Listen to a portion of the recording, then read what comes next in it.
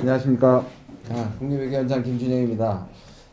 우리 유엔트 사장님이 갑자기 목소리를 확 끌어올리셔가지고 저도 막 이 피치를 올려야 될 것 같은 생각이 좀 들기는 합니다만, 네, 너무 좋은 자리에 이렇게 저 초대해 주셔서 너무 감사합니다.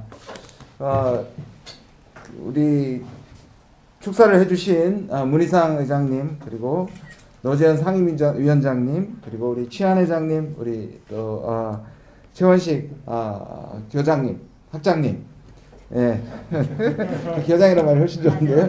예, 늘 가깝게 지내는 분들이고, 예, 다시 만나 뵙게 돼서 반갑고요. 특히 이렇게 좋은 자리에, 축하하는 자리에 또 같은 자리를 앉게 돼서 너무 기쁩니다. 모든 분들이 말씀하셨지만 저도 반복해서 꼭 해야 될 것 같습니다. 한중 수교 30주년 기념사회 사업 준비위원회 현판식을 개소식을 축하드립니다. 다른 분들은 축사를 하고, 제가 지금 1년 7개월째 축사 또 뭐 이렇게 메시지 연설 같은 것들을 생전에 20몇 년 동안 학교에 있으면 안 해보다가 제가 그런 것들이 아직도 익숙하지 않은데요. 그래서 저는 오늘 그런 형식보다는 전문가로서 여러분들에게 간단하게나마 지금의 한중관계의 그 과거와 현재 미래에 대해서 짧게 말씀드리고자 합니다. 제가 그저께 책을 하나 한 권 냈는데요. 한미관계의 150년을 두루 살펴보는 책입니다. 몇몇 표현 때문에 벌써 논쟁이 좀 되고 있어서 제가 진이 좀 빠지기는 하는데요. 그 중국과는 사실 우리는 30주년이라는 말이 조족지연인 것 같습니다. 수천 년을 같이 했는데 왜 이게 30주년이냐 라는 자체를 가만히 우리가 눈을 감고 생각하면 굉장히 이상한 느낌이 든다고 저는 생각합니다.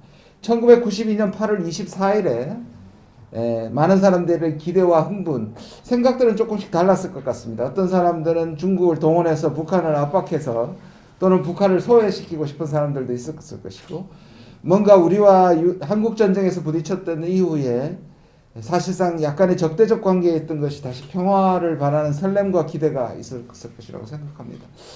사실 이것은 전 세계적인 평화의 움직임이라고 할 수 있는 냉전이 끝나고 탈냉전이 지나가는 구조적 변화의 중심에 있었고요. 그것이 그냥 주어진 대로 우리가 받아들인 것이 아니라, 여기 우리 상임위원장님의 부친이 되시는 노태우 대통령께서 북방정책의 결과물입니다. 사실 헝가리부터 시작해서 소련, 그리고 중국에서 완전 방점을 찍게 되는데요. 저는 외교 전문가로서 우리 외교에서 가장 중요한 업적 중에 하나가 김대중 대통령의 페리 프로세스와 함께 저는 이 북방 외교라고 생각을 합니다.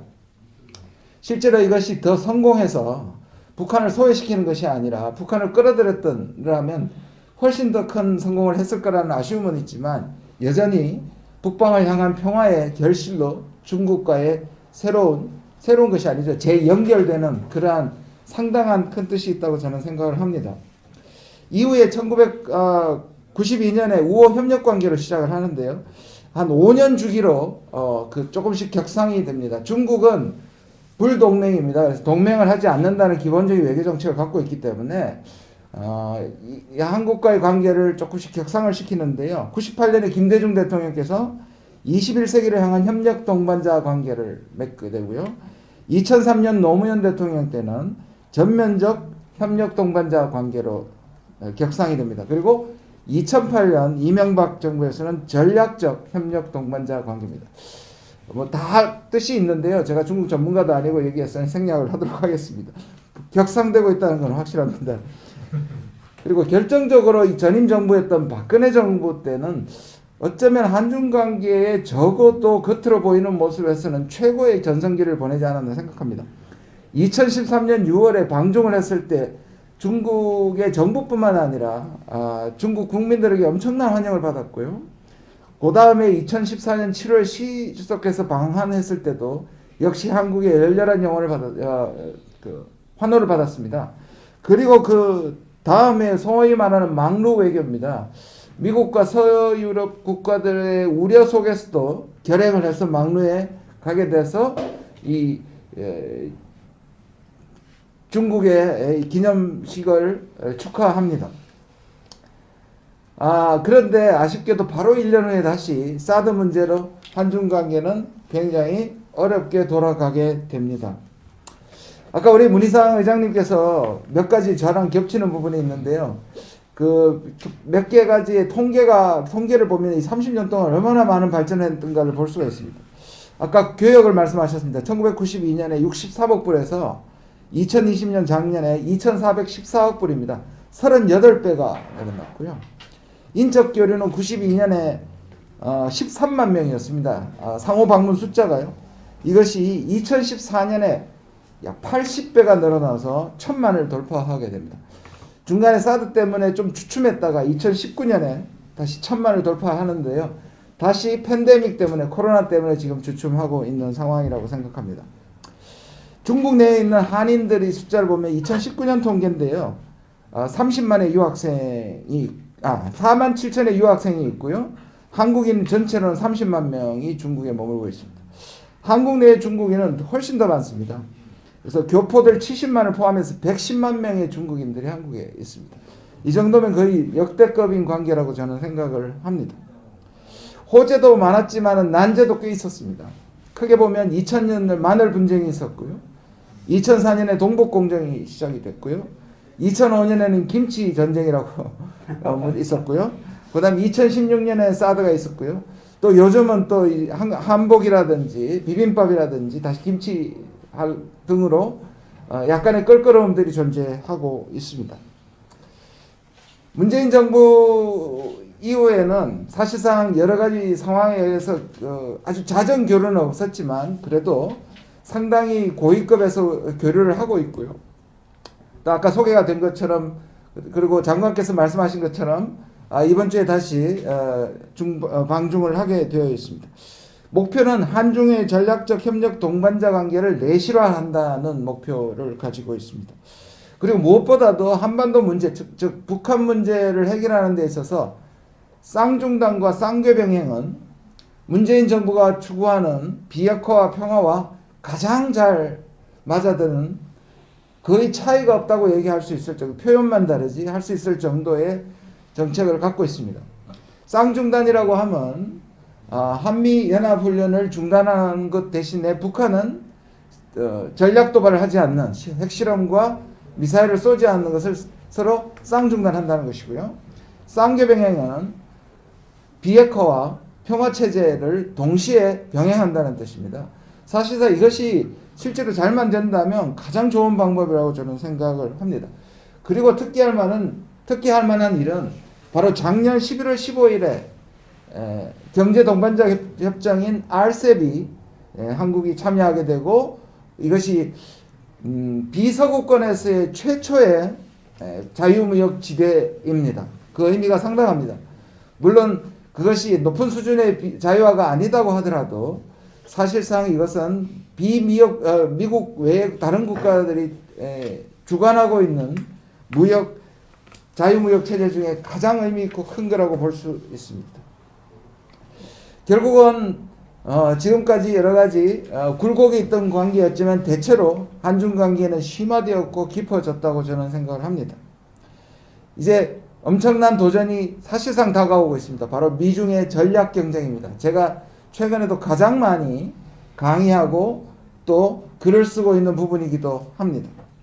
트럼프 4년은 바로 트럼프 대통령의 그 성격상 바로 미중 전략 경쟁이 얼마나 말로만 하고 이론만이 아니라 바로 코앞에 다가왔는 것들을 역설적으로 보여주었습니다. 바로 관세 전쟁이 일어났고 또 다른 어떤 무역 규제들이 출범하게 됐고 특히 서로의 언사들이 굉장히 날카롭고 우리가 보통 외교적 수사라고 얘기하는 그 외교적 수사가 외교에서 사라져버렸습니다. 최근에 알래스카에서 이 전략대화에서 나온 것을 보면 역사적으로 가장 비외교적인 외교 미팅이었다라고 미국 내부에서도 얘기할 정도입니다. 이것을 뒤집어 보면 과거의 소련과는 진영이 완전히 분裂이 되었기 때문에 그걸 냉전이라고 볼 수 있지만 미국과 중국은 굉장히 연결되어 있기 때문에 사실상 굉장히 이 험한 말이 나오면서도 실제적으로 미중이 엉켜 있어서 딱이 서로를 실제적으로 서로를 공격하거나 또는 충돌하기는 매우 어렵다는 것을 오히려 반증하는 것이라고 볼 수 있습니다. 이건 한편으로 보면 다행한 일이고요. 냉전이 아니기 때문에 다행한 일이고, 또 한편으로 보면 그만큼 풀기 어렵다는 난제를 우리한테 동시에 준다고 생각을 합니다. 한국은 전 세계에서 가장 불균형적으로 기형적으로 미중 사이에 끼어 있다고들 말합니다. 왜냐하면 아까 우리 회장님도 말씀하셨고 또 다른 분도 말씀을 하셨습니다만, 우리가 중국에게 무역 의존도가 25%에서 30%는 경제는 중국에게 기울어져 있고요. 그 다음에 안보는 한미동맹입니다. 그래서 이것이 굉장히 극적으로 기형적으로 이루어져 있는데요. 실제로 세계를 보면 미국이 요즘 이제 바이든 정부가 동맹과 우호국이라고 얘기하는 것이 한 60개국 정도가 넘습니다. 그러니까 군사적인 안보적인 관계를 가지고 있는 전 세계의 국가 숫자가 60개를 조금 넘는데요. 중국을 무역 1위 국가로 갖고 있는 국가가 110개국이 넘습니다. 그렇다는 말은 이게 110개와 60개가 나눠져 있는 것이 아니라 적어도 60개 이상이 미중 사이에 끼어 있다고 생각하시면 되겠습니다. 그만큼 미중은 연결이 되어 있고 우리만 낀 것이 아니라 사실 전 세계가 여기에 미중의 전략 경쟁에 그들의 미래 외교적 운명을 걸어놓은 상태라고 볼 수 있겠습니다. 문제는 저는 민족주의, 자국 중심주의라고 생각합니다. 우리가 트럼프에서도 봤고요. 오늘날의 정치는 과거 이런 대외적인 환경이 국내 정치에 영향을 많이 끼쳤습니다. 예를 들자면 냉전이 국내 정치에 영향을 끼쳤다면, 최근의 특징은 국내 정치가 외교를 좌지우지합니다. 특히 외교관이 밖에 나가서 지도자가 밖에 나가서 약한 소리를 하게 되거나 타협적인 소리를 하게 되거나 평화적인 양보를 하게 됐을 때 내부적인 비판에 각오해야 합니다. 이러다 보니 경쟁적으로 상대방에게 굉장히 공세적이 되는 것이고, 소위 말하는 밀리탄트 내셔널리즘이라고 얘기합니다. 매우 호전적인 민족주의가 일어납니다. 이것은 전 세계 모든 정치인들이 가지고 있는 유혹이라고 생각합니다. 이것을 극복하고 자제하지 않으면 저는 우리에게 어려움이 있다고 생각합니다. 서로를 배려하고 서로의 입장을 이해하고 되도록이면 저는 비공개 회담에서는 차라리 하고 싶은 말을 하더라도 공개적인 것에서 오히려 저는 알래스카 회담이 그랬다고 생각합니다. 상대방한테 얘기하는 게 전혀 아니었습니다. 미국의 대팀들은 미국 국민들에게 얘기하고 있었고요. 중국의 대표들은 중국 국민들하고 얘기하는 것은 외교가 아니라고 생각합니다. 그렇다면 그런 측면이 있겠지만 되도록이면 저는 상대방을 배려하는 그런 외교의 시대가 와야 된다고 생각을 합니다. 아까 제가 겹치는 부분이 많다고 말씀을 드렸는데, 문혜정님께서 수소합자 그 얘기를 하시고 동주공제를 말씀하셨습니다. 제가 쭉 찾아보니까 한일 간의 사이가 좋을 때를 포함해서 제일 많이 쓰는 게 일의 대수라는 거였습니다. 그러니까 현해탄이 좁으니까 이 한 줄기 띠와 같이 가깝다. 위치적으로 그만큼 가까운 것이 일본이라고 얘기를 많이 썼고요. 중국은 한중관계에서는 수망상조 동주공제를 많이 써왔습니다. 그래서 같은 배를 타고 함께 강을 건너듯이 서로 돕자인데요. 그러면 이게 이제 제가 또 찾아보니까 굉장히 좋은 말이 있더라고요. 능불능신이라는 단어인데요. 마땅히 굽혀야 할 때 굽힐 수 있고 펴야 할 때 펼 줄 알아야 한다. 저는 이게 한중관계를 바람직하게 하고 우호적이고 협력적으로 가는데 하나의 표가 됐으면 좋겠습니다. 중국도 중국 나름의 자부심을 가지고 세계 제1의 국가가 되고자 하는 그러한 욕망이 있고 그것을 인정합니다.